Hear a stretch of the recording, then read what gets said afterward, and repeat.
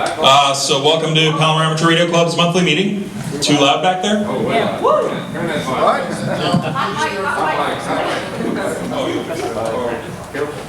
Alright, so if we could do the pledge, Harry? Ready?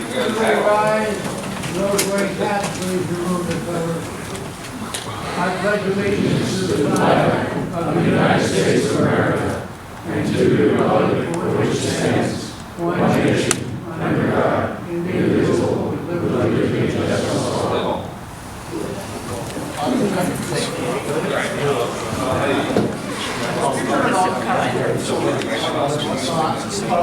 Did I mute it? There we go. How's that? Is that better volume? Okay, we got thumbs up. Okay, actually, if I could have everybody stand for one more moment, we'll observe a moment of silence for Silent Key, Art McBride.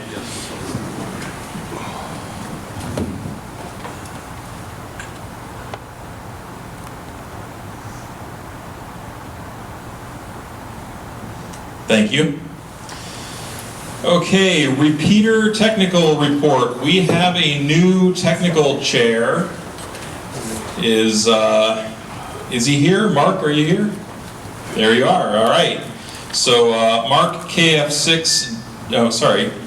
Oh yeah, KF6 WTN, right? Yep, 3 years now. All right. Welcome and glad to have you. Do you have any reports for us? Well, let's see. I guess I've been assigned to the job for about 30 seconds. So we should have a full 5-minute presentation by now, right? So no. However, there are several people here who have worked on things. John's been telling me about the packet machine at 147.3. So we should probably ask each of the people who've been working if they can. And Dennis, you want to do a quick little thing on 146.7.3? Sure. All right. Go. Oh, my turn. Oh, Sure, why not? Thank you, Mark. Last Wednesday, we managed to get some extra time available. We took up one of the new Fusion repeaters, put it up on 673. It's in full automatic mode, which is digital to digital, I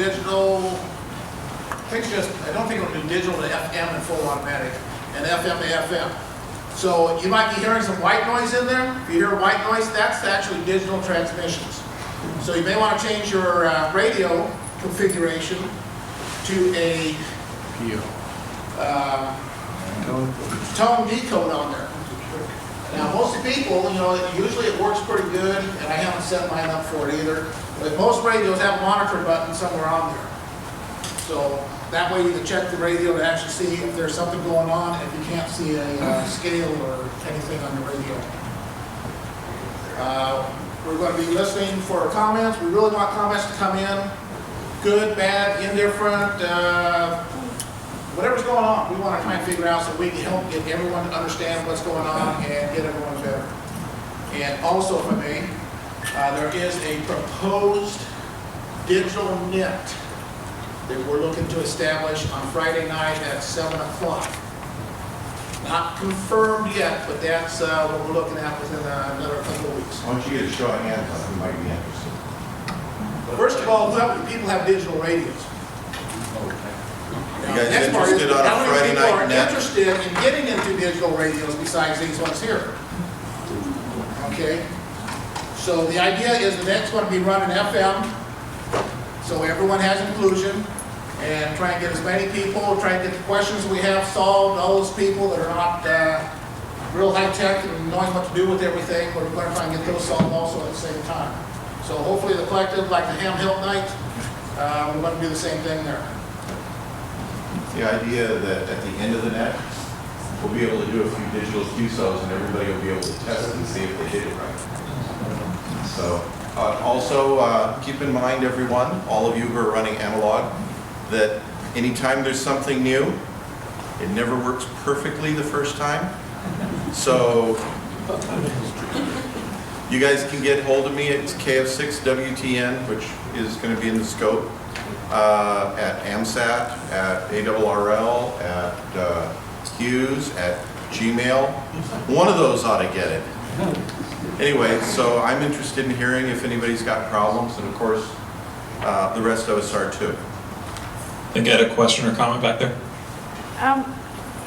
Is there anything we can do with our older radios to stop hearing the white noise when the digital? Enable your PLD code, so set your radio to, The older radios don't have all that. older radios, Older radios. antique radios.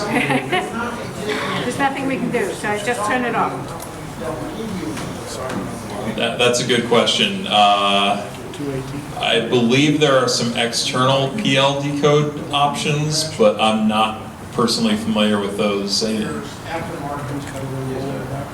Okay, Why don't we talk about? so we'll talk about that offline. Okay. Any reason why you didn't go to a transition period with respect to the digital output?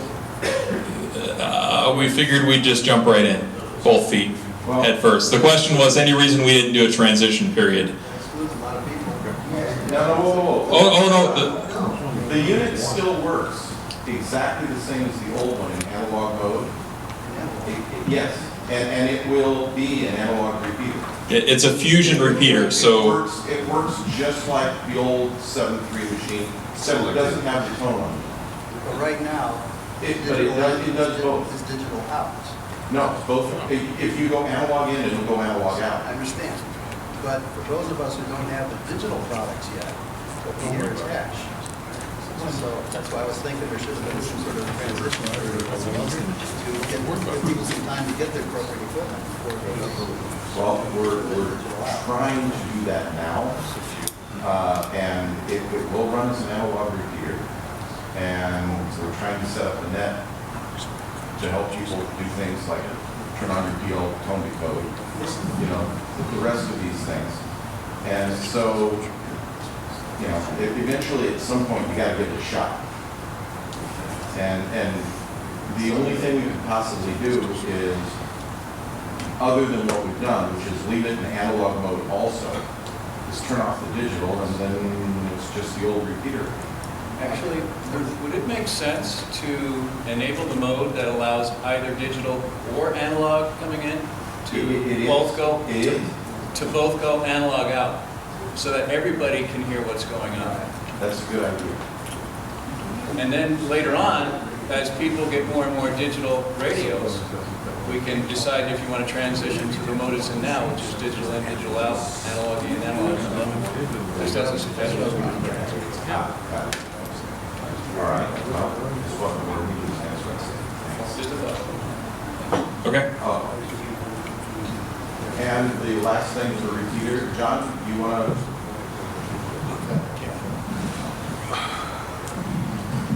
Rich, John, and myself, John, went up to the mountaintop on Tuesday and reinstalled the 146.7 digital repeater. It had broken 2 weeks ago. I was notified about it. I ordered some parts and got it back up and running, and everything on the workbench tested perfectly. We ran files of 170,000 bytes size files, and so everything on the bench works great.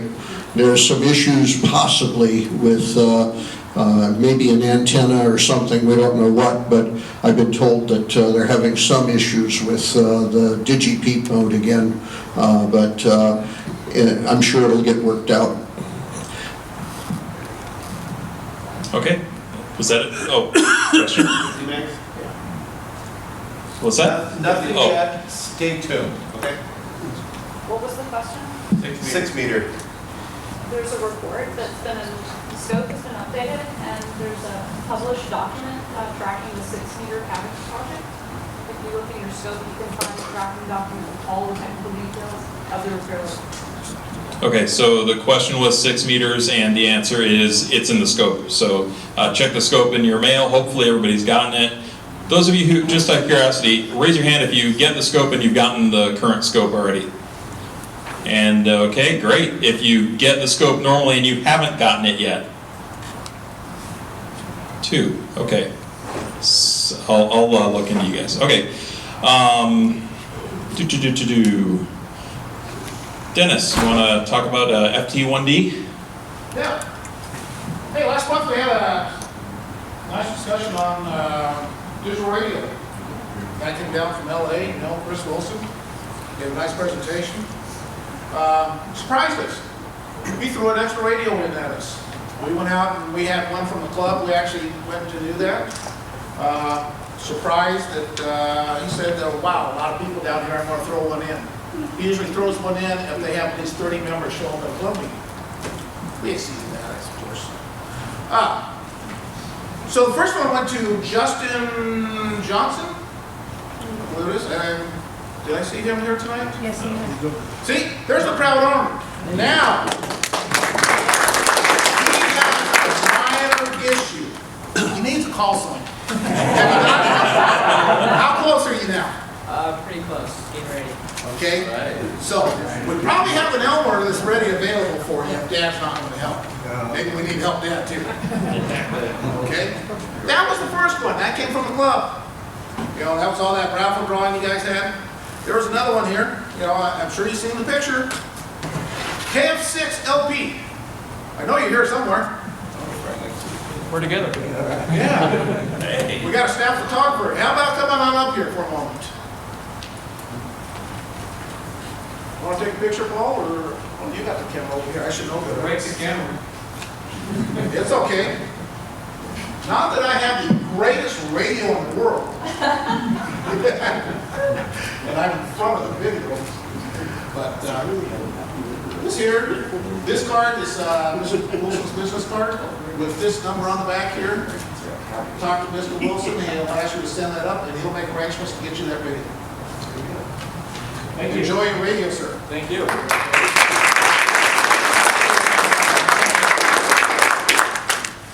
All right, Harry, do you have some information for us on the Southwest Convention? Yes, Southwest Division Convention. You want to use the microphone? Every 4 years, in various spots around the San Diego area. And this year it's going to be, where is it going to be? The 11th, 12th, and 13th of 2015. It'll be at the Marriott Hotel in Torrance, but there's a lot of changes this year. You cannot buy 100 raffle tickets. You get 4, and that's all you get. So you're lucky with 4, or you're not lucky at all. There's a lot of changes. You can find all the information you need. My wife and I have already accomplished hotel reservations. Help for me because of my handicap to get up and downstairs and so on. That's all available to you. But don't wait, because this is a very popular convention, fills up fast, and get your requests in now. You can find it in DX, the Southwestern Division, DX News, in the internet, and get all the information you need. If you can't find it, give me a call, W6YO@cox.net, and I'll get you a copy of it. That's September, by the way. I didn't hear the word September. That's in September, right? Okay. Palomar Amateur Radio Club is planning to take leadership in a county Elmering program. I did that? No, I didn't. No, that was the digital net. Yeah. Do you have any more information on that, on this one, than what's here? The Elmering. No, that's the digital. This is the Elmering. Digital. Oh, digital Hamnet. Oh, we did do that. Okay, sorry. Throw all the words together in one place. You're right. I was starting at the beginning.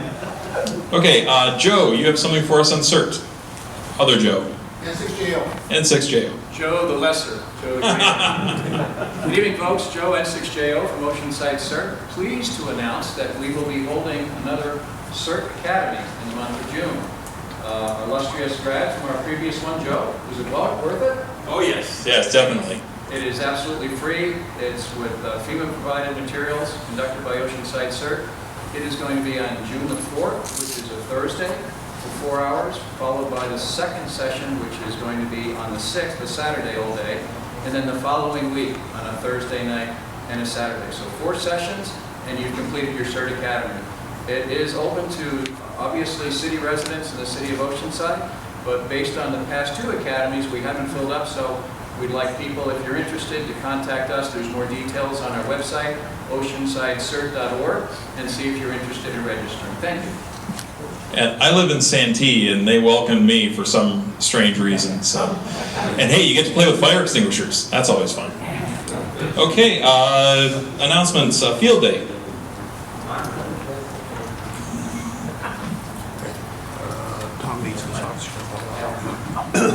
Okay, field day. Field day is fast approaching.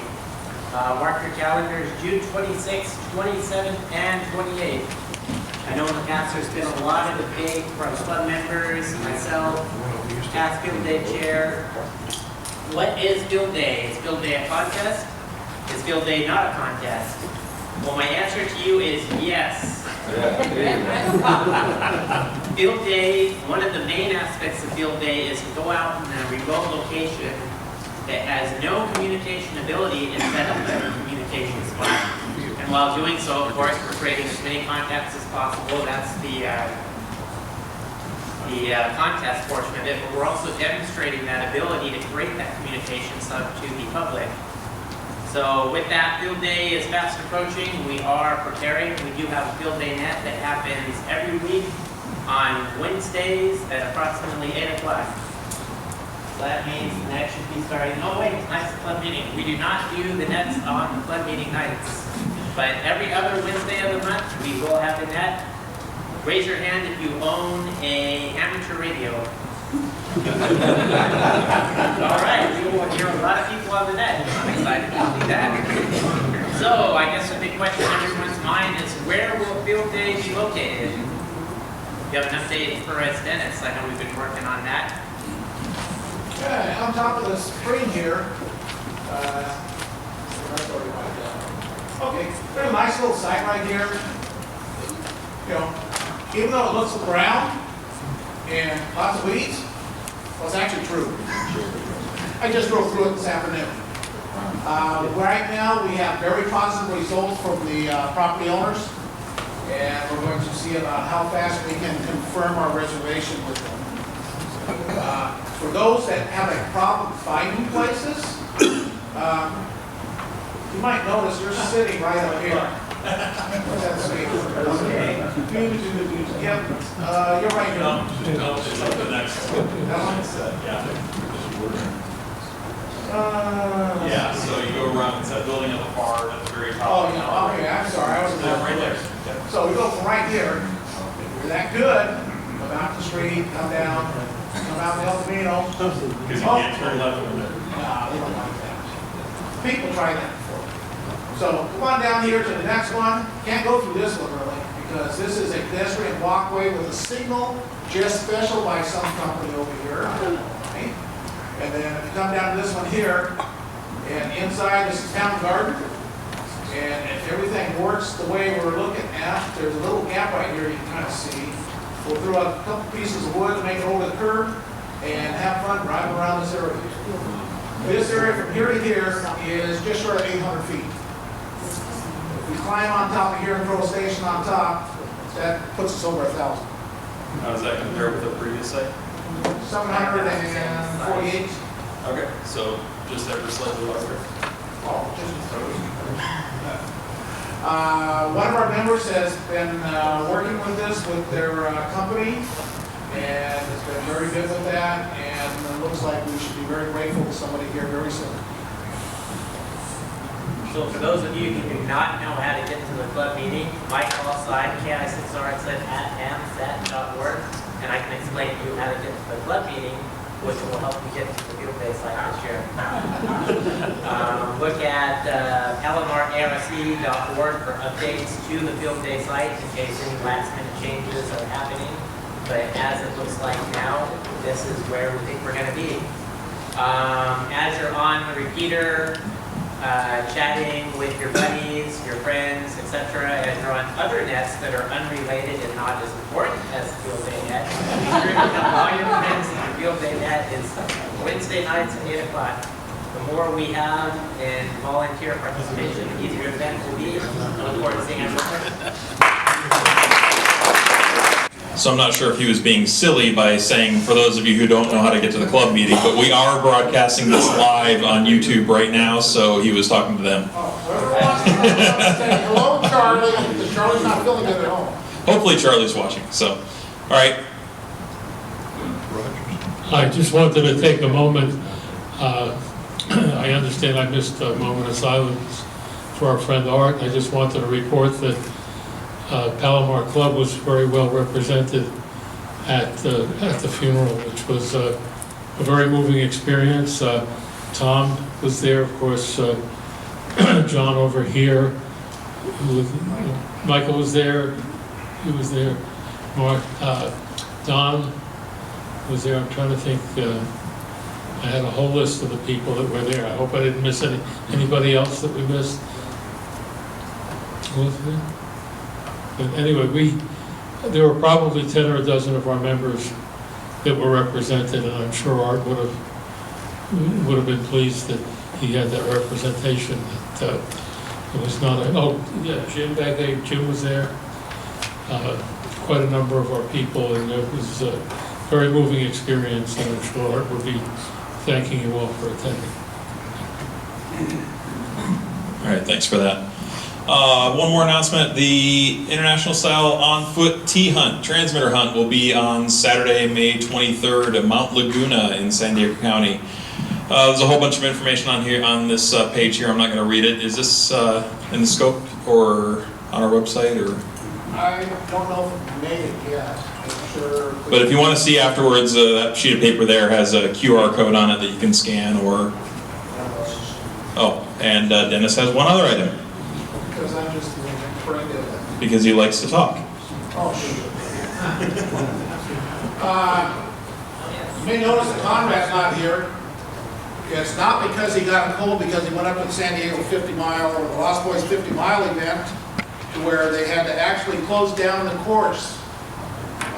Park rangers gave a lot of praise to the radio amateurs out there for actually being able to collect all the runners out there and get them off the course in a timely manner. So they were really happy about that. So they found out even more that amateur radio does have lots more benefits than they think. There's a 100-mile endurance run coming up on June 6th and 7th, just over a month from now. If you look at that little chart on the top of the hill, you'll see there's a bunch of crazy people that climb up and down the mountains. I don't know why. But you can drive out to your location if you want to help support them, so that's a good thing. They're looking for help support. San Diego 100.com is the main site /volunteer. Conrad, again, is one of the leads in helping getting people out there to help support the event. So, if you would consider that would be appreciated. And before you sit down, as the site chair, do you have a site report at all? That's up on the hill. It's up on the hill. The site is still there. Site is still there. John did some work up there very graciously, helped us get that up there. We did that. The next work party is so far scheduled for June 7th, which is a Sunday, which is my schedule. Looking at getting up there, we need to be courteous to our neighbors. One of our buildings, the freezer building, ATV, is peeling. Not too bad, but you know, courtesy to the neighbors. We want to get up there, clean that off, put some primer on there, and then in another month or so after that, put another skin of good paint on the outside. That would be the primary goal of that one at this time. Okay. All right, thank you. John, goodie table. This is the goodie table over here. These are not the goodie table.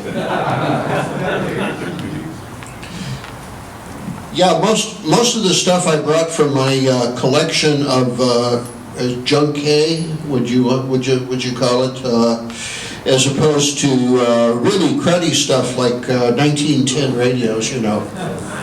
But anyway, this stuff is like Centronics interface plugs and high-tech stuff with original round connectors for the keyboard interfaces on IBM PCs, things of that nature. But if nothing else, it's good wire. I mean, you can cut the ends off the wire, strip it back, and it becomes good hookup wire. So it just seemed a shame just to recycle it and put it out in the junk bin. So there's some books here on satellite TV systems.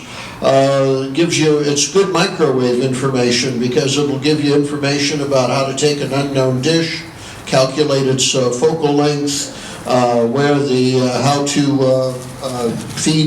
to feed the different bands, because there are satellite signals down at 2 gigahertz as well as 10 gigahertz or 12 gigahertz. And last but not least, these are called wall warts for obvious reasons, but lots of them, mostly 12 volts at an amp to an amp and a half, that sort of thing. But all stuff that needs a new home that I do not want to take home with me. So it's my personal stuff, but I think I've got it priced very fairly, so it's just time to move it out. Oh, I didn't really understand, is this a donation to the club? Oh, okay. All right, these are Windows Vista. They're actually white with something on them, but... Any RAM memory still in them? Yeah, they got at least a gig in them. They may have as high as 4 out of what's in them, so... Oh, okay, so it's got RAM memory, maybe up to 4 gigabytes? Fully running systems, just have to close the operating system. Yeah, the operating system was wiped, but the hard drives are still present. So, yeah, an original Windows Vista computer system. We'll break for Linux, we'll break for whatever. Actually, they're not bad boxes, dual core, so... Dual core. So what, 2 gigahertz, 2.5 gigahertz or something? I don't know what they are. So they came out of production, so we're actually running systems. Running systems. We wiped them today, so. Okay, all right. They do also have a DVD read-write thing, so if nothing else, you can use them for burning CDs or burning DVDs. Okay, thank you. One more announcement on the Boy Scouts. Kevin, are you here? There you are. Okay, you want to cue that up?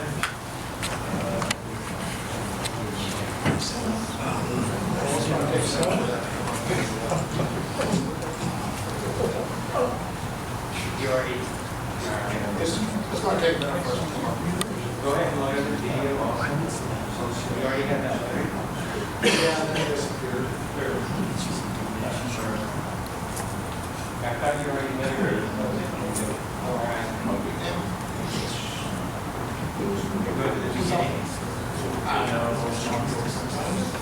And then turn up, give me a speaker audio.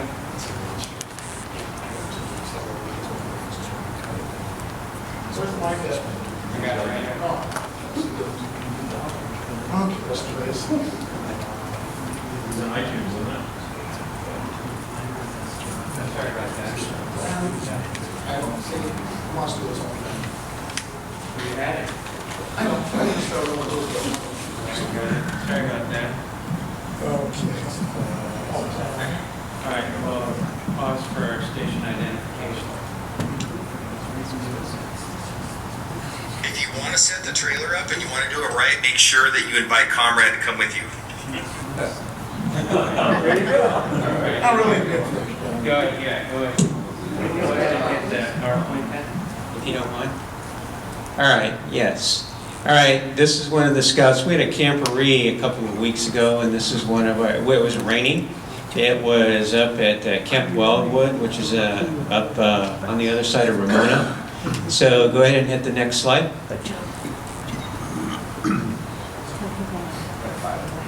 All right, so I want to thank all of you that helped out at the Scout Fair. Conrad came with the trailer, and Brian was there, and Eric, we're all there.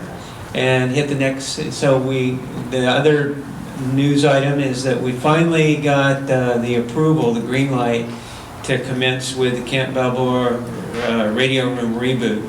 There's a picture of it here that we'll show you. Then the phase 1 cleanup is me and KK6IJN are going to go and clean everything out because it has some older equipment. There's been a rodent infestation. The ground for the electrical panel is not attached. It's been severed, so we're going to get that. So our goal is by the time that school gets out, the public school, is to have it clean and operational and safe. And then we have a volunteer opportunity that I'll point out a little bit later. Hit the next slide, please. Okay, this is a picture of setup for this is at Qualcomm. So this is called the Merit Badge Midway. So there are all these merit badges being offered, including the radio merit badge. You can barely make it out, but the booms are right behind that sign. So we set that up. Go ahead and hit the next slide, please. And there's Conrad in action. He is setting stuff up. Go ahead and parse through that slide. That was an embedded video. That one right there. Hit that one right there. Thank you. All right, it's very hard to see this photo, but it's kind of washed out. The radio room is this old room that was probably built in, I'm guessing, the 60s at Camp Balboa, which is adjacent to Balboa Park. And hit the next slide, please. And this is the vintage of the equipment that is in the radio room. This is keep it? All right, so that is an Astro 103 from 1980. We don't know if it works. So we are going to reboot this and put equipment in. And our rule of thumb is the equipment can't be older than the scout's mom.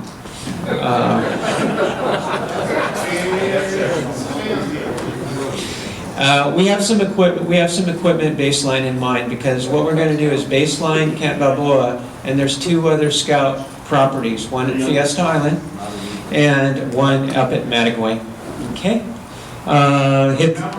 Yeah. At the Jonah, we actually brought one of these out. That was working. Okay. All right. Then you know how it works. All right. All right. Hit the next slide. All right. This is a potential volunteer opportunity we got. There's a operator that lives in Poway off of Tierra Bonita, and he put together a nice rig, including this. I think it's a Roan 35G. We're not exactly sure. He wants to give it away, but that means that we have to take it down. And so, for those of you that have any experience taking things down like that, if you want to talk to me and Brian and Eric at the controlled manner.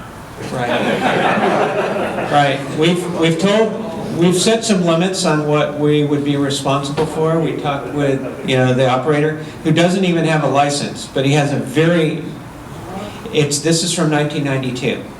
I think he was thinking he was going to get his license, and he went out and bought a $2,000 radio and put this in, and he has not operated.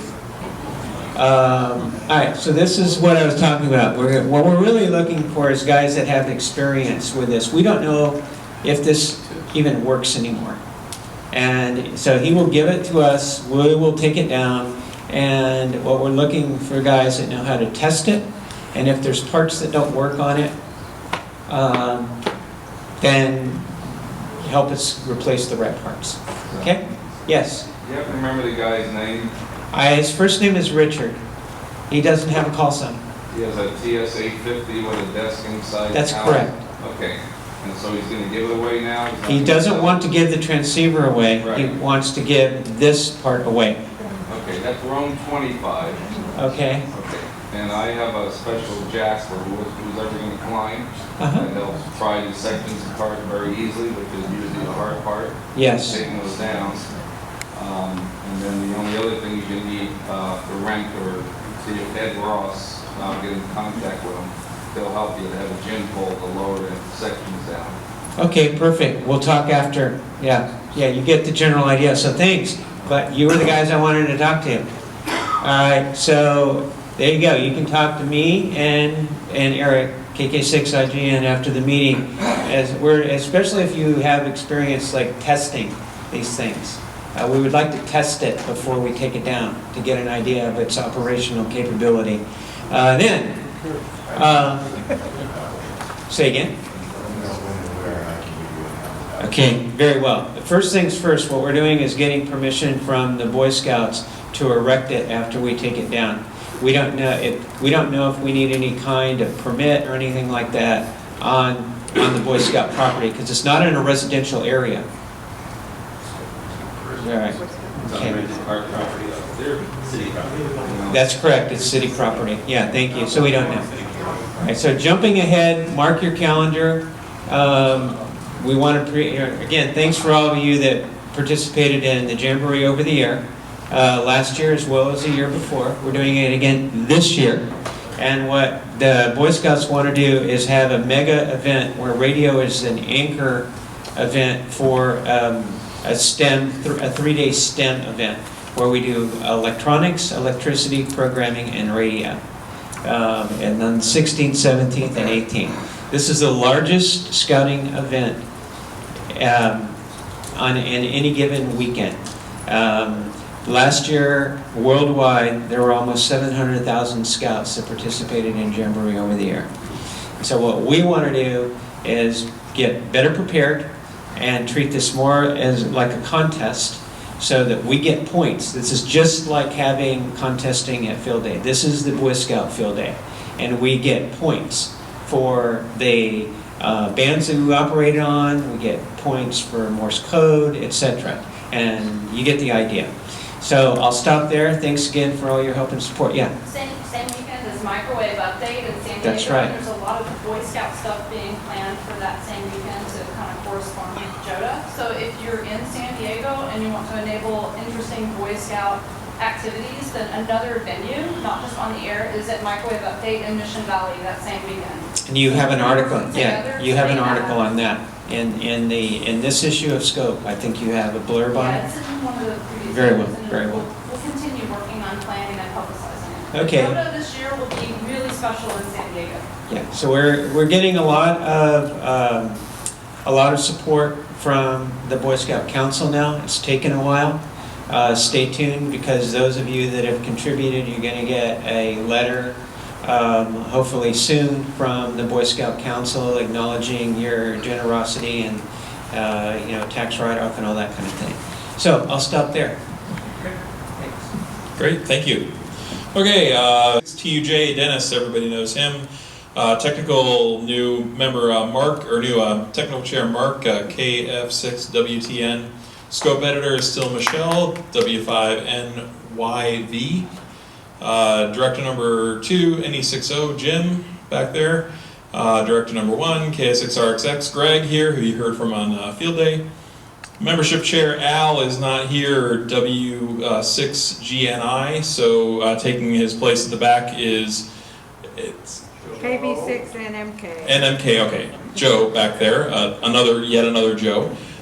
So if you want to re-up your membership or become a member, go see her in the back. And if you have ordered a name tag, go see her in the back, because I don't know why we have all those name tags. But I lost mine, so I may need to order another one. Where was I? Treasurer Richard, KJ6WUY. Where'd you go, Rick? All the way back there, hiding in the back, causing trouble. Secretary Gary, W6GDK, also in the back there. I'm your Vice President, Joe, K6JPE, and our President is absent tonight, NN3V Charlie was not feeling well. So, any visitors here tonight? First time at the club meeting? All right. WA6SDX, Charlie. Great. Talked to a couple of you.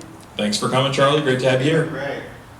Anybody else visiting for the first time? Yeah. KK6 here, Indian Alpha, Don.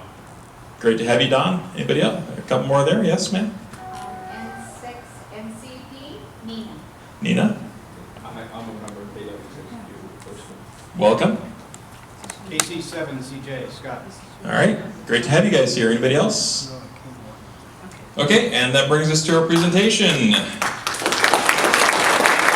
the development of radio technology. Thank you. Thank you. Is there apparatus? Too close? Okay. I have a background in nuclear weapons effects on electronics and microwave warfare. I was a defense contractor for a number of years, and after I retired, I got into collecting radios. And Charlie asked me if I would make a presentation on old-time detectors. So the common theme of the talk tonight is going to be old-time detectors.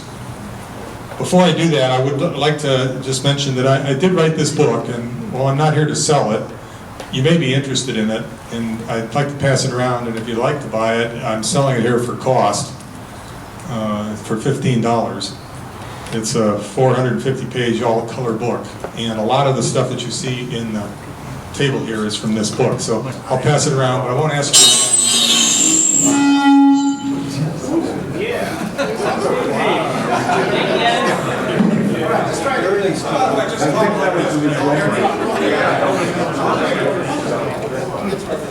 Was that the digital repeater? Hello? Hello? Hello? Hello? Is that okay? Okay. All right. These are the early radio detectors I'm going to talk about. I'm going to start with Hertz's experiment. It was actually a radio detector that he's the first one who built a radio detector. In fact, he discovered that a spark generated electromagnetic radiation, and he was able to detect it. So we'll start with that. Before I do, I'd just like to mention that the ones in red are rectifying detectors. The other detection devices are not rectifying devices. We'll talk about each one of those.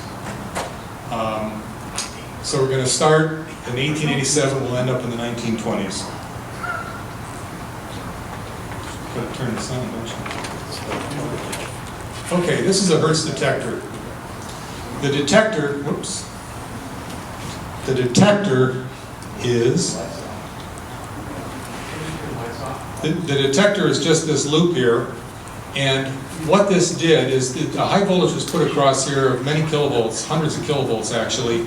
This is a feed point for what is a dipole, a capacitive loaded dipole with spheres. And this would generate a spark. About 1500 volts was induced into this loop from this dipole. Very inefficient detector, required 1500 volts. And what went right here was what I'm going to show you next, was this device. These two end pieces were connected to those two spheres, and this generated a spark here, and with this far apart you could adjust the gap, therefore you could adjust the voltage. This device was designed by a guy named Alfred Apps, who lived in England in the early 1890s, actually 1880s. And this device is a hammer device where it will generate 100 sparks per second. So Hertz was radiating 100 sparks per second, and that would produce almost a constant looking spark at a tone of about 100 cycles in that little spark gap. Now, he had no idea about radio waves and no idea about communication. He just generated electromagnetic waves. He used that detector to measure the wave properties of electromagnetic radiation.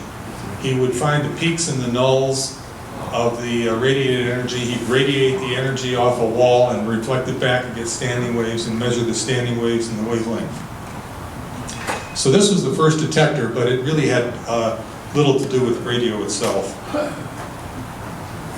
That set right over here, this device is the device like the one that Hertz used to generate those signals. I had thought about setting up a demonstration with this to show the spark gap, but I thought better of it. It's illegal because we're talking about radiating megavolts or megavolt, and I needed a car battery, and I guess the thing that dissuaded me from the whole thing together is that I've never fired that up, and it's worth a fair dollar, and I don't want to burn out the coil. Shortly thereafter, in 1894, a guy named Oliver Lodge, actually Branly was the guy who discovered the coherer. So the first detector for radios was the coherer, and I'd like to focus on that because the coherer was really the important thing that got radio going. Without the coherer, there would have been no radio. Without the coherer, nobody would have tried to attempt to find a more sensitive detector, and vacuum tubes wouldn't have been invented and all the rest. So this little device, which was actually discovered by Branly, is what we're going to talk about. This is a coherer. All that a coherer is, in this particular form, is a bunch of iron filings sitting between two posts at the end. And this device was found by Branly in 1990 to be very sensitive to electromagnetic radiation. 1890. Sorry, what did I say, 1990? He did it before that. It was Marconi who brought the coherer to new heights. This, you'll notice, is a much different coherer than the one we just saw. The gap is very narrow, which made it much more sensitive. The gap is sloped so that you can have a different amount of material in the gap depending on how you rotate it. And I have a reproduction of one by a guy named Phil Weingarten. He made these and sold them as the real thing. So they're pretty accurate reproduction, but this is only a reproduction.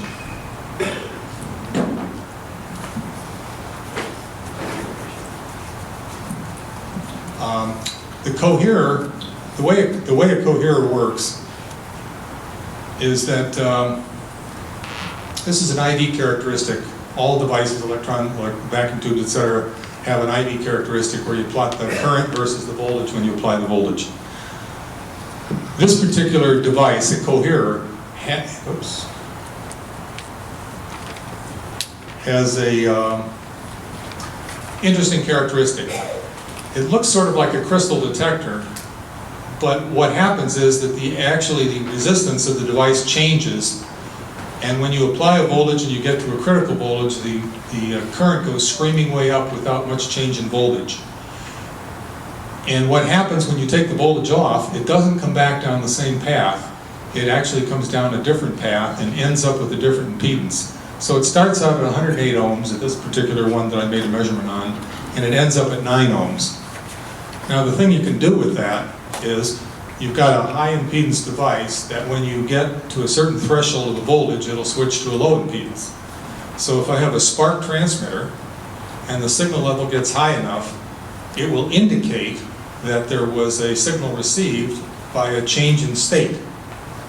Okay, so I'm going to demonstrate that to you now. I not only have a coherer that looks like a Marconi coherer, I actually have a coherer that is a reproduction of exactly the material inside. And so we're going to fire this coherer up and we're going to see what happens, and I'll show you the way this thing changes state.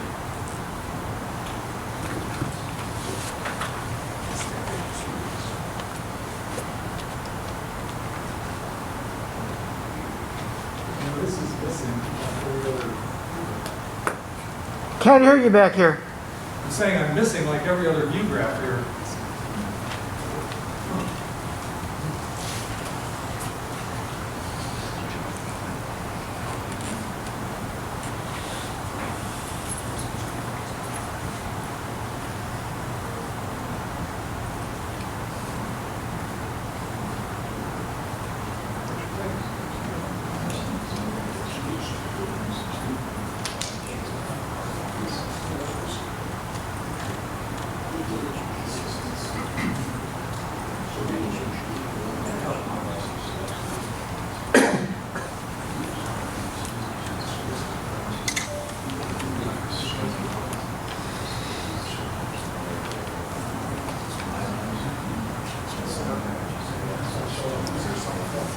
Okay. The view graph that I wanted to show you was the setup for this coherer. Use the mic.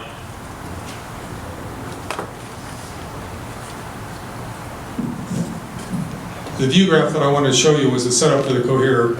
I'll tell you what it is. It's just a series circuit of a voltage source, a galvanometer, and the device. And I'm going to expose it to some electromagnetic radiation. We're going to see the thing change state. So this was the basic circuit that Branly used. He didn't have this galvanometer, but he had a battery. I mean, he didn't have this ohm meter, but he did have a battery, and he did have a galvanometer, and a battery and a galvanometer equals an ohm meter. So that's what that is. I'm going to take this device and I'm going to put it in the ohm meter.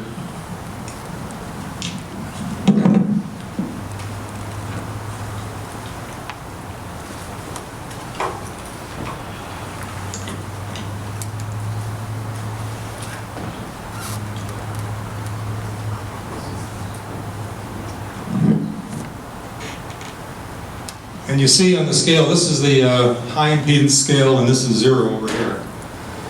So you see that this thing is essentially an open circuit, and when electromagnetic radiation hits this circuit, and this circuit is going to consist of a loop antenna, which is formed by these wires,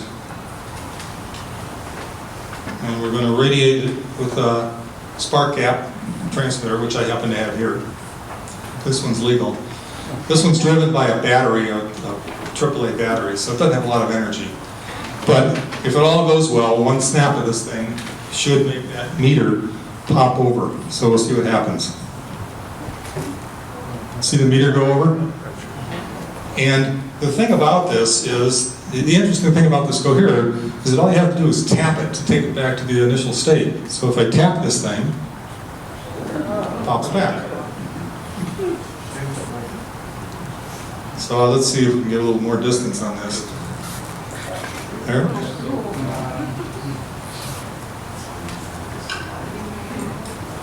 And that's how a coherer works. And that's the essence of what then Marconi did when he came and did his thing. And let's see. I need to find my little device. There we go. I've got 3 hands. I need 3 hands. Okay, so this is what Marconi did. Now, the view graph that I had before that seems to be missing from my briefing was just this circuit right here. Okay, this was the Branly circuit, in which this was a battery and this was an ohm meter or a galvanometer. So he had a battery, coherer, galvanometer, and that's the experiment we just did. So what was the genius of Marconi? Marconi came and said, all right, we have to figure out how to tap this thing back. And so what I'm going to do is replace the galvanometer with a relay, a high resistance relay, a battery. He put in a Morse code inker, and he put in a battery actuated tamper. Basically it was a bell that knocked on the side of the thing. So every time the pulse hit this thing, the thing would tap, and it would record on the Morse inker. And so that's what he did. Now, this is an actual circuit, just like Marconi had, only Massey did this in 1902. So this is a Massey, that circuit is the circuit that I just showed you. It's got the coherer in it, it's got the little bell that knocks here, it's got the high impedance relay.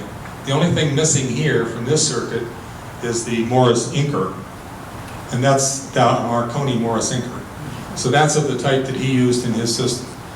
So he took the experiment that Branly did, and Branly had no idea about transmitting signals, but he took Branly's coherer, added that circuit to it, and put together an entire receiver. He then took Hertz's experiment, the transmitter, and used that as his transmitter. But instead of using a dipole radiator, he connected one end of the transmitter to ground and the other to a 300-foot antenna. Now a monopole over a ground plane is like a dipole of twice the length, so he got a lot more radiation out of that. And since he was radiating spark energy, and spark energy is over the entire bandwidth, the spark energy finds that what it wants to do to resonate the tower, and that's what it radiates, and that's what he did. And in his first experiment, using this particular source with 3 or 4 1.5 volt batteries, he was able to transmit 12 miles in England in 1898. So he was the one that figured out how to do all this. Okay. After Marconi came to England, then Lodge got together with a guy named Muirhead, who was in ground telegraphy, not radio telegraphy. And they decided to make a self-restoring coherer. So this is a Lodge Muirhead self-restoring coherer. Now the difference between what Marconi did and what Lodge did is that the self-restoring coherer automatically restores itself and gets ready for the next signal. Whereas we had to have a tapper over there. Theoretically, this should be faster. This is one of those, this is that coherer. This came out of the Ford Museum. Okay, how does this work? All right, it's got a wheel that spins with a clockwork mechanism. It turns. This particular one, I think, runs off of a battery. But what happens here is there is mercury here with a coating of oil floating on the top. It turns out when a voltage is applied across the wheel and the mercury, one end's mercury, one end's the wheel.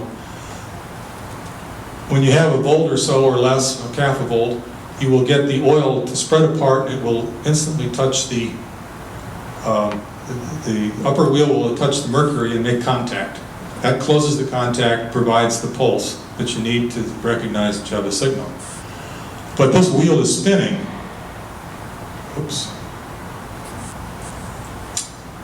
This wheel is spinning, and so very quickly it self-heals.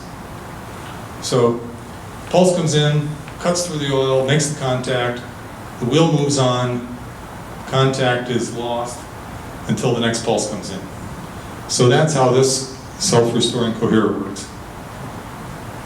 So Marconi, he comes back and builds this what's called the Italian Navy coherer. He claimed that he built it, but it turned out that a guy named Castilli in Italy actually made it. So he was kind of caught cheating because he actually patented it and had to revise the patent to say that somebody else patented it. But this is the coherer that presumably he used to do the transatlantic experiment in 1901. He transmitted from Cornwall to Newfoundland. The dots, dot, dot, dot. I don't know why he didn't do dashes, because you could have told whether he was cheating or not. Dot, dot, dot sounds like static to me. Anyway, this Italian Navy coherer, I did a lot of experiments on this coherer, and it is extremely sensitive, and I believe that he actually theoretically could have done it with this coherer. Here are some of the experiments that I did, and this is how it works. You have the coherer is sitting in a certain state. When it's hit, you get a rise in potential. I should probably work on this one over here. You get a rise and change in the potential. This just changes by 0.25, about 0.15 volts.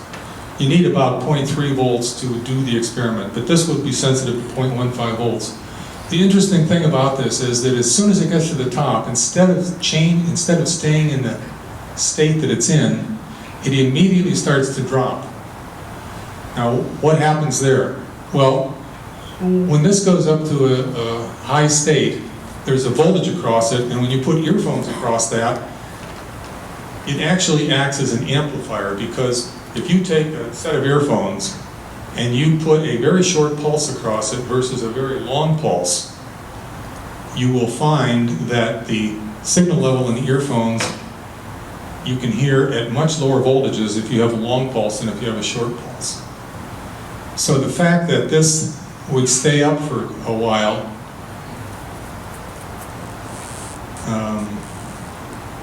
gave it the ability, see this scale is 40 seconds, so it stayed up long enough to register a click on the earphone, and then it started to decay back down. It was ready for the next pulse.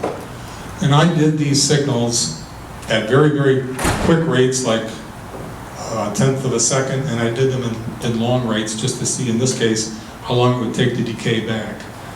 And so what I found is that I could take that little dipole radiator and go across the street with a 1.5 volt battery. So this was a self-restoring coherer. Now I'd like to move on to the electrolytic detector. Fessenden in 1901, actually Puppen, a guy named Puppen in 1900 and Fessenden in 1901, discovered the electrolytic detector, and what it is you put an electrolyte in here, in this case hydrochloric acid, and it will generate, if you do an IV characteristic curve on this with a voltage source in here, you can adjust this thing so that you can get a very sensitive receiver that acts just like a crystal detector. Crystal detectors had not been discovered at the time that this had been discovered. This was used by DeForest and by Fessenden for a while until DeForest got sued by Fessenden and he was forced to stop using it. So this was a good detector. The only problem with it is that the hydrochloric acid tends to sputter when large signals comes in. So if you have a very small signal, it worked pretty well, but with a very large signal, you got sulfuric acid all over the place. Sulfuric acid. Now, there's a guy named Hugo Gernsback who used to make cheap radio parts, and he, in 1903 or 4, he started selling these electrolytic detectors. So here's an electrolytic detector that his company, ICO, electro importing company, sold for a couple bucks. The electrolyte would go into this little,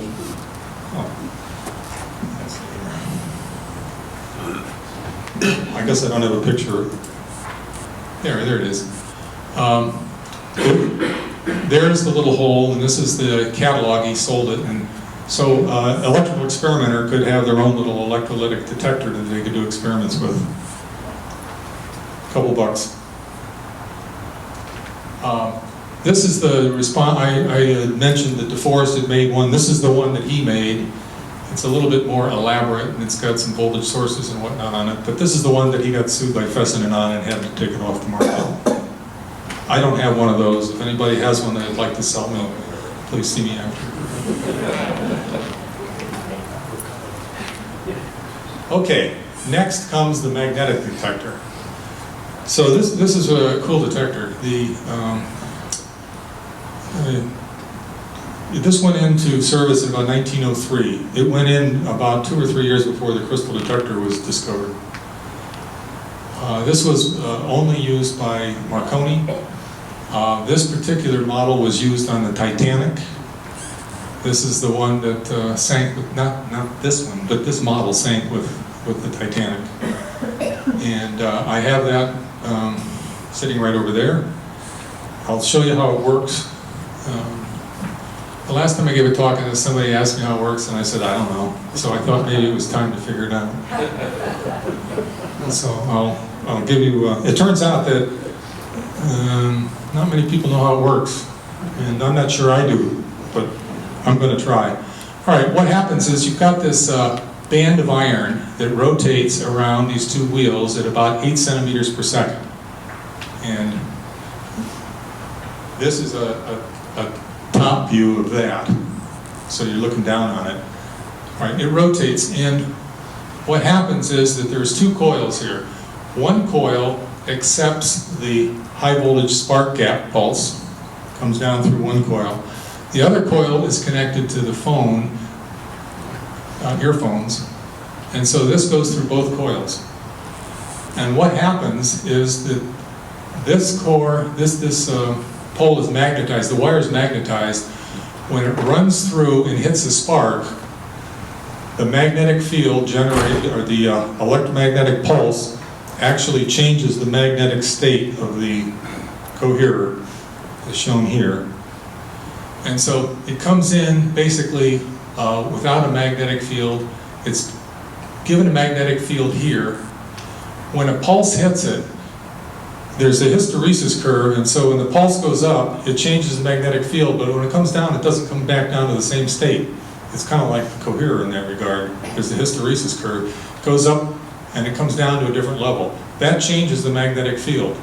When that runs through the second coil, it actually gives a click in the earphone, because a changing magnetic field produces a current. I equals dV dt. So, or V equals B dt. That's how that coherer works. Now, people have played with the hysteresis curve and tried to really understand the physics behind it. I'm not sure whether they do or not. I've never done any experiments with this particular device.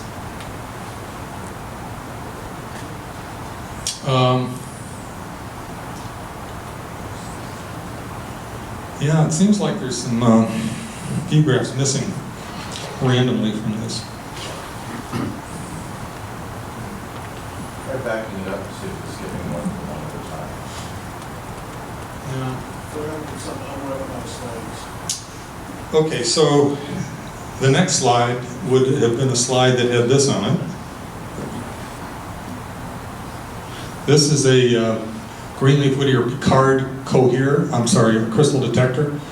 He started playing with crystal detectors in 1904, and he went into business making them in 1907, and this is one of the earlier crystal detectors that he made. He was very famous for making very high quality crystal detectors, so I want to talk a little bit about crystal detectors now.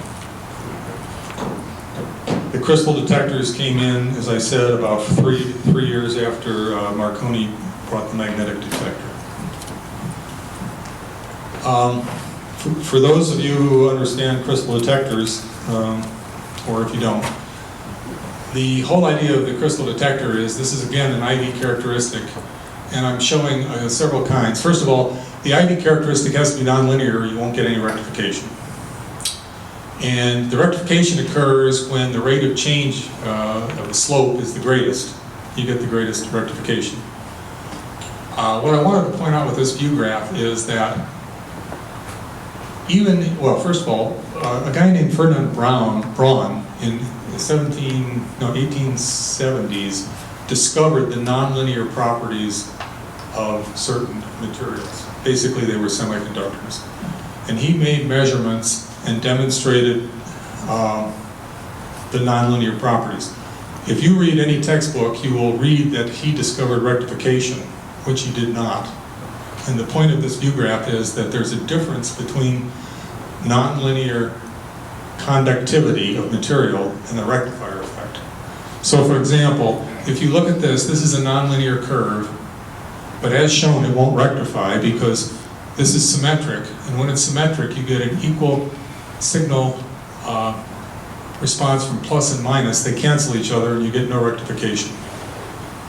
You need to have a unipolar response, and it has to be asymmetric at a place where there's an inflection point. So even this unipolar response doesn't produce much in the way of rectification. The way you can get this device to rectify is you can put a bias on it and move the operating point to here. And then you can see rectification. Ferdinand Braun did not understand that.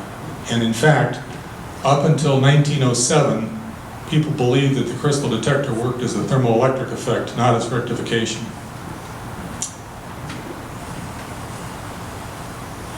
Okay, so here's basically the rectification effect. You have a signal that is operating at a point with a very rapid change. Basically, the signal goes one way higher than it goes the other way lower, because the slopes are much different. This signal, when you have an equivalent movement this way and this goes up much higher than this goes down over here. And so one side is lopsided with respect to the other, and you have a net voltage of plus or minus whichever polarity. And that's how rectification works. Now, this was one of the early crystal detectors that was used for marine work by Marconi. This set is that one right there. This was used aboard ship. It's a very big set, and if you look at the knobs and dials and all, you sort of have to take a course to learn how to use this thing. So it's kind of an interesting thing. This set came with the built-in crystal. I think it might have been crucite. It was not the best crystal to be used on board ship. Carborundum was much better because you could tighten this down tight and the rocking of the ship wouldn't rock it loose. But Marconi couldn't use this at this time, 1915 to 1917. And so he issued his people illegal detectors with 3 different materials in them, which is this little device right over there. And the guys that were the radio operators when they got on the ship, they'd bring it on the ship with them, they would use it, and then they'd take it down to their cabin, and when they left the ship, they left with it, so there was no trace of this thing. So he never did get caught using these things illegally. ultimately, he bought the patents off of Picard and was able to use it. So that takes us to, well, I guess so. It's a metal wire. Well, no, I don't know that they had galena crystal on this. There was crucite, carborundum, and something else. Don't think that they used galenas. The galenas were reserved for the public radio, the crystal sets for broadcast. It's very sensitive, and motion on the ship would knock it out of whack too fast. These are some of the crystal detectors that I have. In one drawer, I've got a few drawers of these. So I had a hard time picking one to show you, but I collect crystal detectors as well as radios.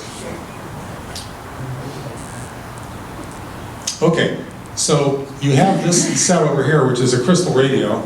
The broadcast era comes along, and now we're in the broadcast era. And this is one of the first radios made for the broadcast media. This was made in 1921. It's made by Westinghouse. It was made before RCA did a deal with Westinghouse and before RCA took over the marketing of these sets. It's very simple. There's a little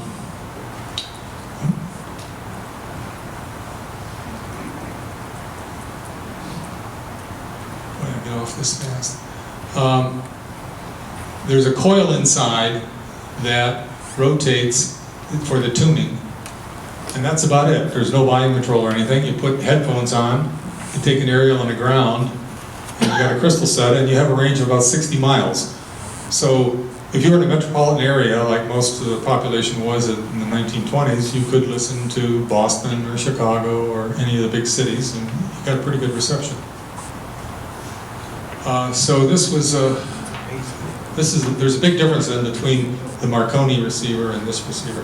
There's not, in the early days, there was not much interference from radio stations like there was in the commercial field. So there wasn't this interference, there wasn't a need to get a highly selective set, and these were not highly selective sets. Selectivity meaning that it could reduce interference from radio stations nearby. All right, so now comes the vacuum tube. So 1906, we have 1904, we have Fleming discovering the Fleming valve, which was actually the Edison bulb. He didn't actually discover the Edison bulb, he just discovered a new application for the Edison bulb. That's good enough. It's good enough for a patent. So he made a patent, and he didn't restrict this patent to high frequencies for radio. However, even though he designed this for radio, his patent reads rectification without regard to frequency. Ultimately, that cost him his patent, because you can't put more into the patent than you did. And it was found out much later that it was known that this would rectify AC current, power current.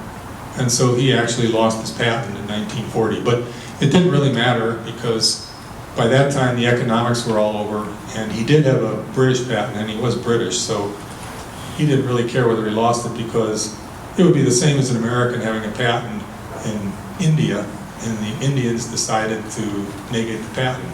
You had a patent in the United States, you had a patent, it was your patent. Okay, so along comes DeForest, and he takes the Fleming valve, although he said he didn't, but he did. And he started putting wires here and there, and he kept putting them in until he figured out that if I put a third wire in the center, I get amplification.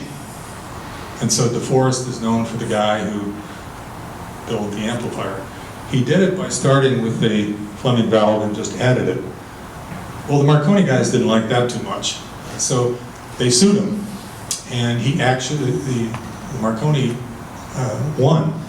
It turns out that the judge ruled that the Forrest Audion was indeed a new device, and that the patent was valid, and that Marconi couldn't use it, but they also ruled that it infringed on the Fleming patent, so he said that the DeForest people couldn't use it, so neither one of them could use it.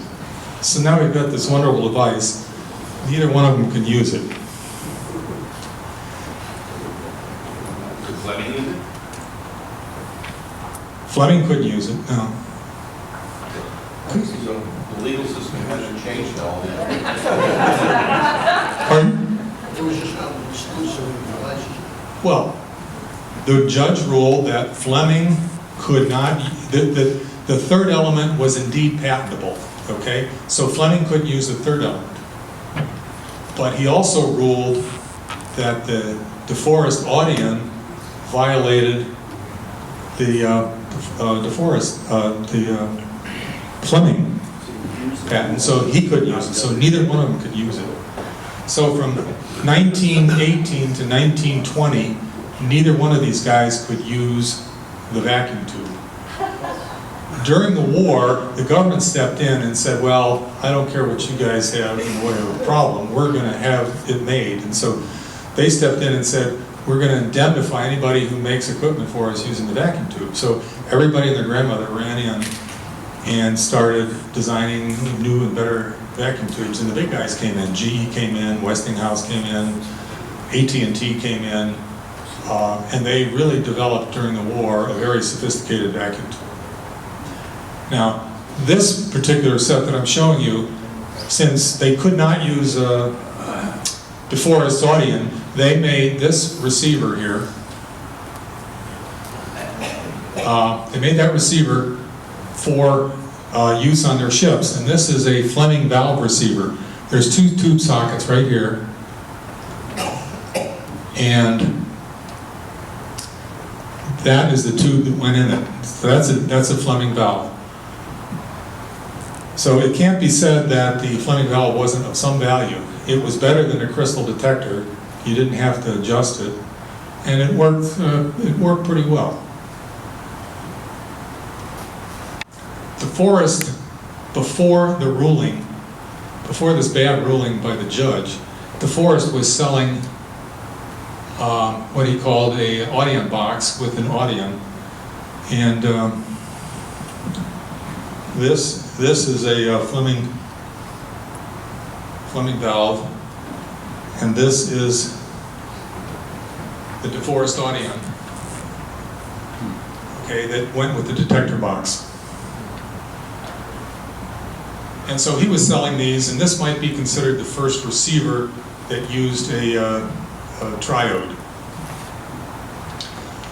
Now, because he sold these tubes only with the box and not by themselves, and he sold the tubes for $5 and the box for $15, if you were an amateur and you wanted to use the tube, you had to buy the box and the tube, even if you had a box. All right, so the problem with that was that a lot of other people decided to get into the business and bootleg the tubes, and so that's where some of these other tubes can come in. A guy named Cunningham started selling this tube in 1915 to compete with that, and he sold this for $5, dollar less than DeForest, and you could buy that without the box. So this got traction. Moorhead did the same thing. Also a guy named Myers, his version of the tube was this. Now Myers actually worked for DeForest and saw that people were mad because he was doing that. So Myers goes out on his own from DeForest and makes this tube and starts selling this tube. Well, DeForest didn't like that. So he sued him and stopped him from selling this. Ultimately, DeForest capitulated and started making this tube, which was exactly the same as the tube that Cunningham made. You can distinguish this from the other one because the initials are DF on the inside, DeForest. So now DeForest and Cunningham are both selling the same tube because it was designed by the same guy. Cunningham had hired Myers to make the tube. And they were reducing prices at 50 cents a month. One would reduce it 50 cents, and the other guy would reduce it 50 cents. And this went on until the war came and cut all the sales off completely.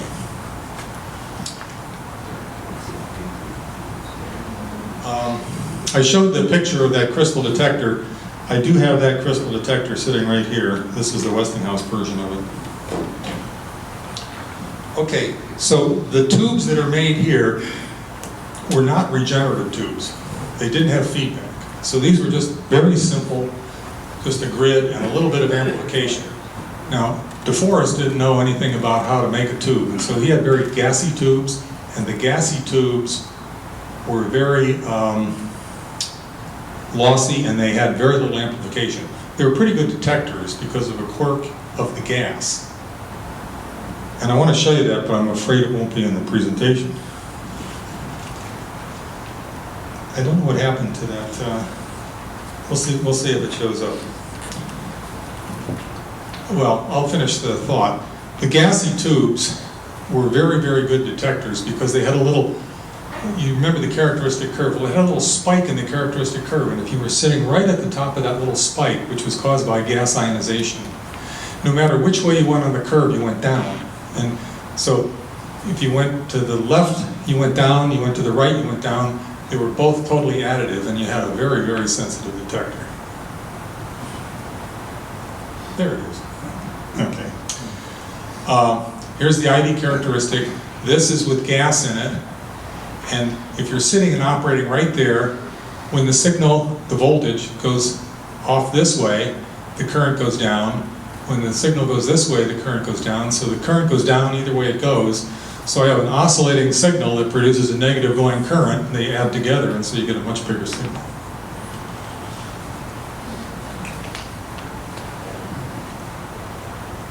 Okay, this is the curve I was looking for before.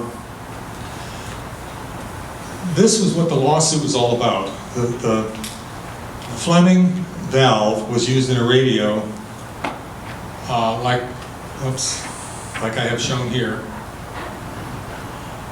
It was just a simple diode. So you had a coil matching to the antenna going into the tube, and it would rectify, and you could put earphones here or any other detector you want. The DeForest tube stuck the grid over here. This is the classic non-feedback mode of a rectifier, a modern rectifier. Okay, now since he had gas in this tube, it was a good detector, but a lousy amplifier, and so this didn't amplify much. So what the Marconi guys were smart. They said, well, look, the two tubes are identical. If I take the Fleming circuit, I can put the DeForest tube in this way, and I'll get the same thing. And if I take the DeForest tube and I put in the Fleming valve in this mode, I get the same thing. And they showed in court that the operation of the two circuits were not that much different from each other. Now, they purposely avoided putting the detector at that peak, obviously. Otherwise, the detector would have been very effective. And for some reason, DeForest missed that point. And so they showed that the two circuits operated about the same way in the same circuit, and therefore they were the same. And that kind of won the day and caused the judge to rule in against DeForest. All right, now I want to move on to a regenerative detector.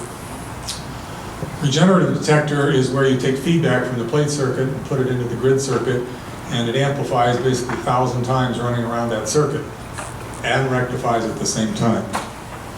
Now this is a set that was made by Wireless Specialty. This set actually was made in 1921, and when RCA went into business to sell sets to the broadcast radios, they didn't have anything to compete with Westinghouse. I mentioned Westinghouse had come up with these two receivers. I'll talk about the second one in a while. So Westinghouse and RCA were in competition first early on. All right, so RCA, the only thing they had to sell was one of these to the public as a crystal radio for a mere $500. Okay, they sold exactly 3. That's when they decided to join Westinghouse and do a deal with Westinghouse. But this is one of the first commercial regenerative receivers. And there's a vacuum tube in there. And this is the feedback circuit that Armstrong discovered, that DeForest said that he discovered. The course went back and forth on. DeForest finally won. And the IEEE and most of the technical people still believe that DeForest lied and that Armstrong discovered the feedback circuit. But at this time, RCA and Westinghouse had the feedback circuit now. And so all you do, instead of taking the plate and running it over here, you put a little tickler coil here and run it back over here. And this adjusts the regeneration, the amount of feedback. And now you can adjust the feedback and get very, very sensitive receiver. With a 1-tube receiver, you can get as much sensitivity as you could off of a 4 or 5 tube tuned radio frequency radio. So RCA now was in a position with Westinghouse to make a very, very inexpensive set of receivers. They could make one that competed favorably with the 4 and 5 tube set. This was the first regenerative receiver that Westinghouse made. This was made for industrial purposes. When they first got into the broadcast radio business, they offered this for sale.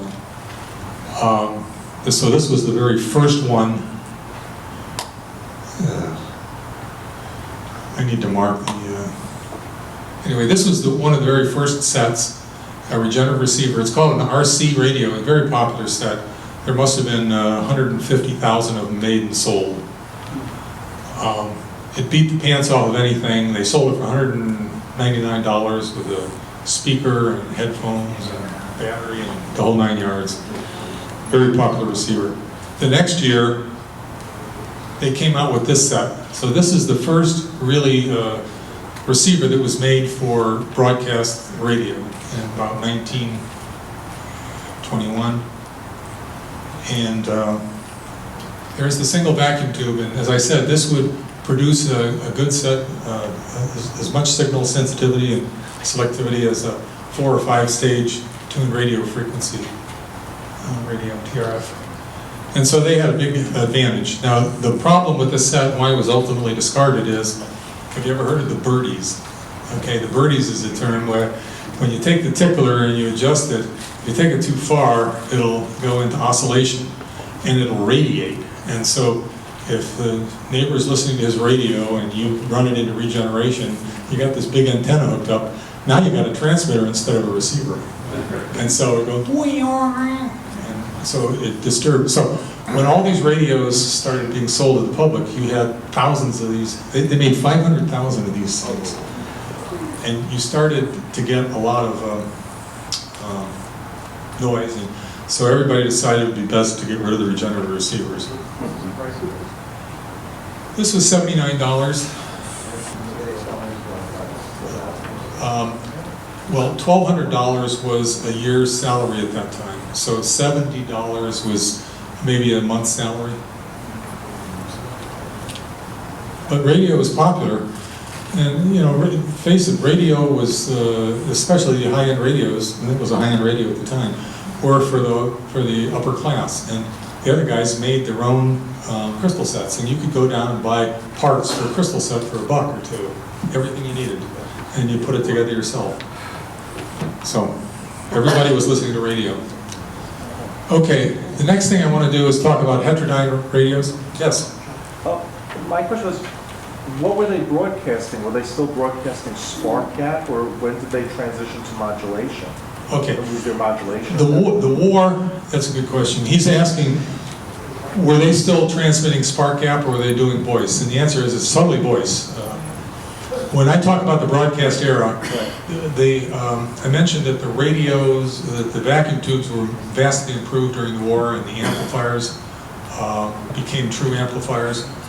That's when they started transmitting CW signals with vacuum tubes.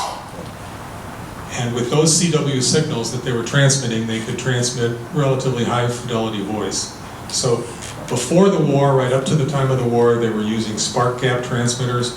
After the war, everything turned to vacuum tube transmitters.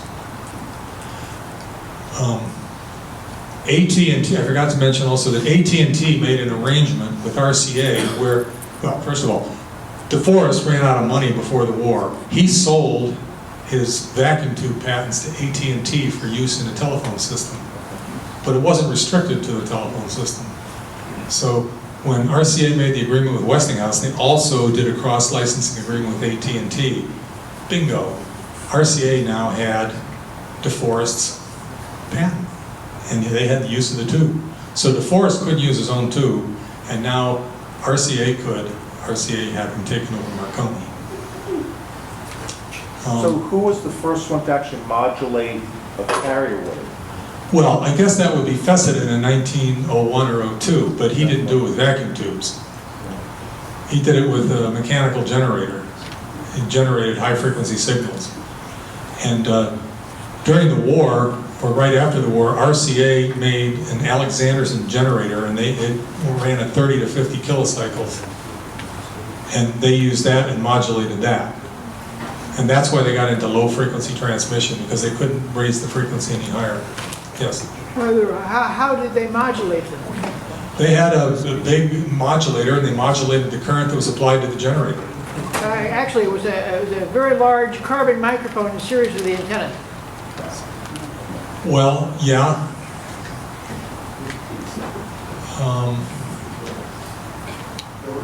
Big water-cooled carbon microphone. Yeah, that's the transmitting side. Yeah. Thank you, I appreciate, because I didn't get the connection when you said broadcasting, that I never heard when they changed. Yeah, I'm sorry. Spark gap to a I'm sorry. But let's go back just a step. Up until the time of the war and during the war, they used spark gap transmitters and receivers. After the war, they started experimenting with the CW signals. And let's see, who was the first one who started transmitting after the war? I guess it was DeForest. DeForest was playing with radio transmitters, and he was using what's called a Massillon tube. And he demonstrated that you could transmit voice. And he had many companies, but after the war, all of his companies had radio in it, and they were for transmitting voice. And so everybody got on the bandwagon with that. AT&T was probably the first organization that built transmitters and transmitted signals. RCA did not get into the business of transmitting AM broadcast radio. They did get involved in it later after they broke an agreement with AT&T. But AT&T were probably the first ones in 1920, 1921 to start transmitting CW signals, amplitude modulated CW signals. Heterodyne, just one word on heterodyne, I'm almost done. Heterodyne is a very simple concept that didn't work very well. You take two signals and you beat them together. The mathematics say that you get the sum and the difference. If you take the frequencies and pick them right, you can take a very high frequency like megahertz, and by beating it against a signal that's only 100 hertz apart, you can bring the envelope down into the audio range. Now these heterodyne receivers were really not used for voice. I guess to answer your question, this was perhaps the first CW signal, but it was not used for voice. It was used for code. And the beauty of it is you didn't need to rectify the signal. You just took the two signals and you got one, and you heard a 100 hertz tone, and it was a code modulated thing. It didn't last long. It was not very good for voice, and it was never used for voice transmission. When the broadcast era came and the vacuum tube came in, this disappeared. Okay, that brings us up to the last view graph here, which is early tube receivers. I just want to point out this is the first super heterodyne made by RCA. It's the first commercial super heterodyne ever made and sold. It was done in 1924. That's the first set that I ever owned. I was given that set when I was a kid in Chicago when I was 14, mowing lawns for the wife of a senior VP of RCA. And she gave it to me. This is what got me interested in radio. And it was purported to be the first super heterodyne off the production line, but it wasn't. And it was a very low serial number, but it wasn't the bingo card. If you look at these early receivers, the only comment I want to make is that if you look at the detectors, these detectors were basically the same detector as the simple vacuum tube triodes. They became very effective detectors, and so the detector circuit that was used then is pretty much the same as the one that was used in the more modern superheterodynes of the 60s. The only distinction was that the tube that was the detector had a separate little plate in there that could provide a signal for the ABC, or automatic volume control. So the tube was more sophisticated in the 60s than it was here, but it's basically the same tube that we saw before. And with that, we're back to the beginning.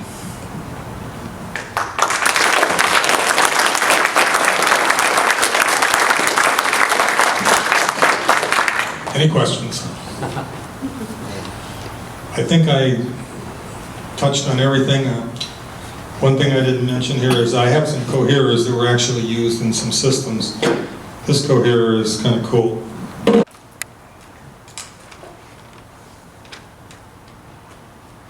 This is a German radio station before the war.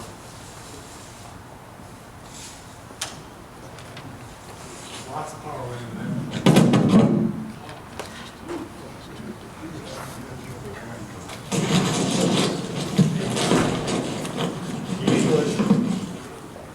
The English Marconis were much more refined. Okay, thanks. They were much more refined. Look at the difference here.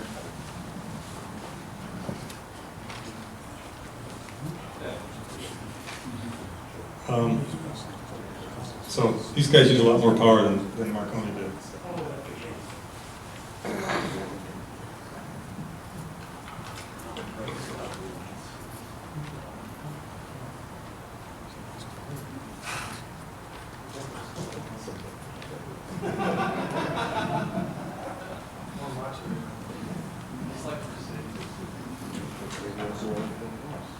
Okay, so one thing I talked to you, I'll just mention this. One thing I said was the DeForest box. If anybody had a DeForest box, I'd like one of those. This is actually a box that's very similar to that, but it was made by no-name people. I could afford that. Actually, I could find somebody to sell it to me.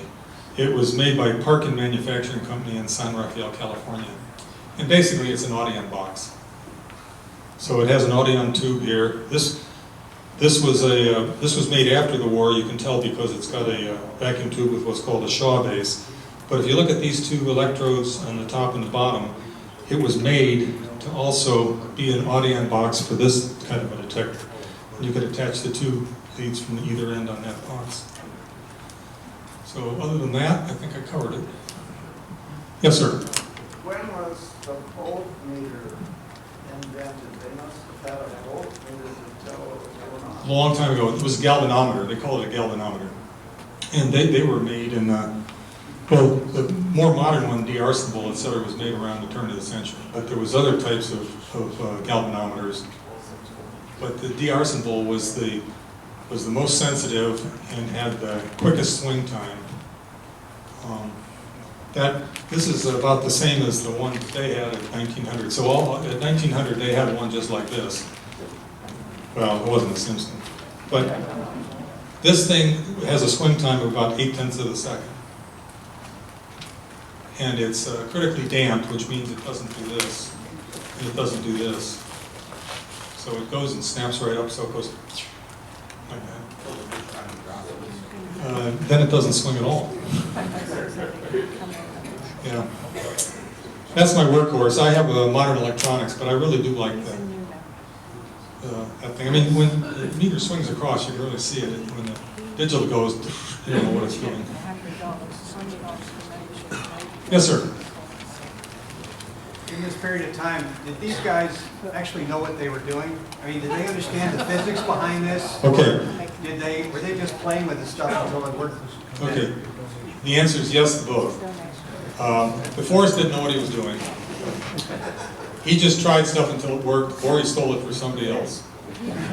Okay, he stole the electrolytic detector from Fessenden.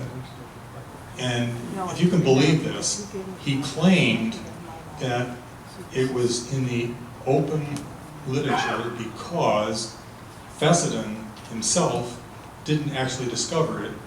One of his minions discovered it. And so you're supposed, according to patent law, you have to be the discoverer. So he claimed that one of the people that was working for him actually discovered it. And of course the judge threw that out and said, well, you idiot. You know, how many people discover their own stuff? Everybody's got people that work under him.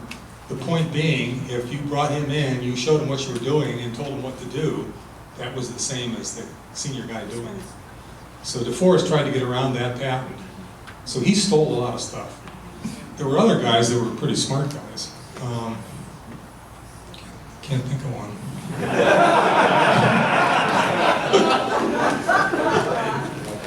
There were some smart guys. Armstrong was a smart guy.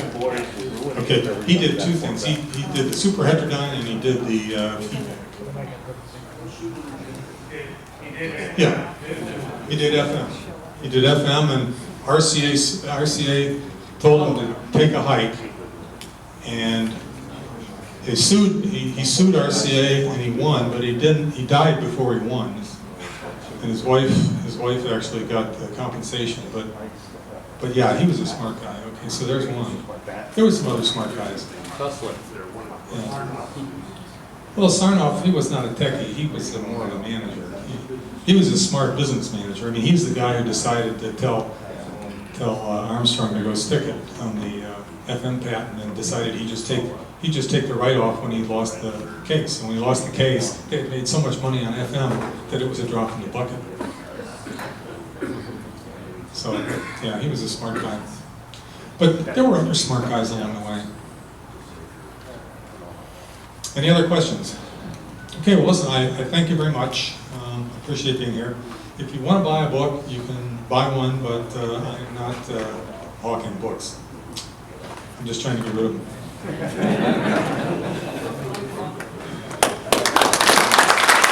Thank you.